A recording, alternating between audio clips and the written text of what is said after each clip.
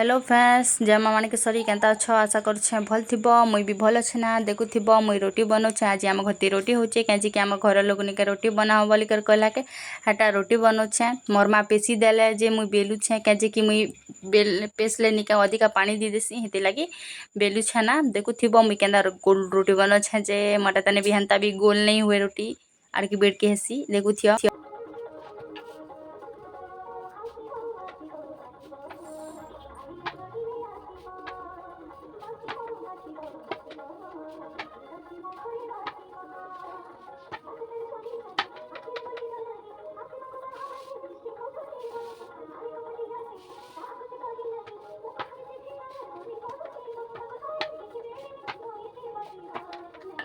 देखो हमारे तैयार हो गया এটা পেছু যায় তারপরে কনি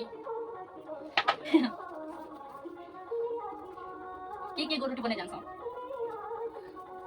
मोटा के गोले सिनी गोल संग मतलब नहीं ना पेट पुले हला पेट गले हला।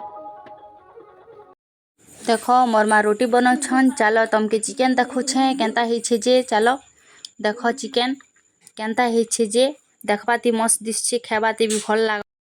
Okay friend bye bye. मोर ब्लॉग एतके का थिला ना। नेक्स्ट ब्लॉग रे देखा जिबा।